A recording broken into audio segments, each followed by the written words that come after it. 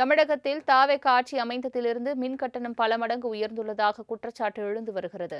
மின்சார meter reading 2 மாதத்திற்கு ஒருமுறை எடுப்பது அல்லாமல் அந்தந்த மாதங்களிலேயே பிரித்து புதிய பில்லிங் மாடல் கணக்கிட்டால் கட்டணம் குறைவதற்கான வாய்ப்புள்ளதா? இதுகுறித்த ஒரு செய்தி தொகுப்பை பார்க்கலாம்.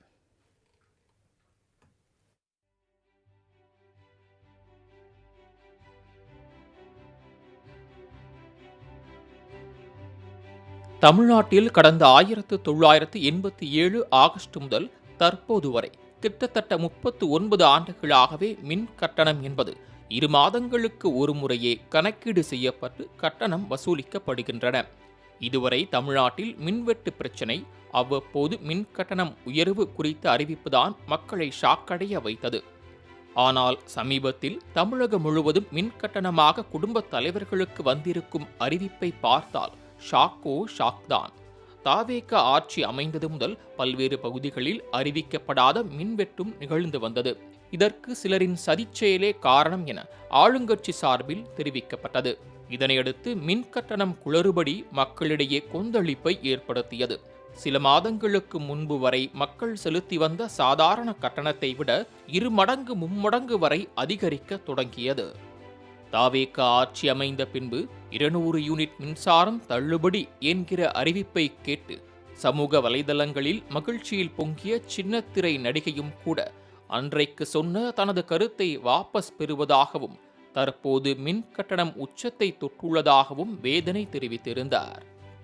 மின் கட்டணம் நினைத்தாலேயே அதிர்ச்சியை ஏற்படுத்தி வரும் நிலையில் 2 மாதங்களுக்கு ஒரு முறை என்கிற முறையை 2 மாதங்களாக பிரித்து கணக்கிட்டால் அதன் பில் குறையுமா என்றும் கணிக்க தொடங்கிவிட்டனர் மக்கள். அதாவது 2 மாதங்களுக்கான தொகையை கணக்கிட்டு பார்க்கும்போது கணிசமான தொகையும், அதுவே 2 மாதங்களையும் தனித்தனியே போட்டு அதற்கு ஸ்லாப் கணக்கிட்டால் கொஞ்சம் குறைவான தொகையும் வருவதாக கூறப்படுகிறது.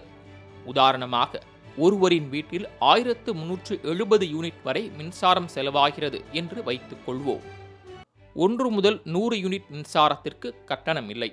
அதுவே 401 முதல் 500 ஸ்லாப் வரை 300 யூனிட், 501 முதல் 600 வரை 100 யூனிட்டும், 601 முதல் 800 ஸ்லாப் வரை 200 யூனிட்டும், 801 முதல் 1000 ஸ்லாப் வரை 200 யூனிட்டும், 1001 முதல் 1370 ஸ்லாப் வரை 370 யூனிட்டும் கணக்கிடப்படுகிறது.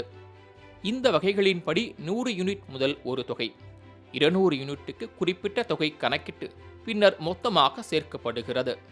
இந்த வகைகளின்படி 100 யூனிட் முதல் ஒரு தொகை, 200 யூனிட்டுக்கு குறிப்பிட்ட தொகை என கணக்கிட்டு பின்னர் மொத்தமாக சேர்க்கப்படுகிறது. அதன்படி 1370 யூனிட் மின்சாரத்திற்கு மொத்தம் 11,143 ரூபாய் 50 பைசா என மின் கட்டணம் வசூலிக்கப்படுகிறது. இதுவே மாற்று கணக்காக இப்படி பார்க்கலாம். மொத்தம் 1370 யூனிட். இது 2 மாதங்களுக்கும் சேர்த்துத்தான்.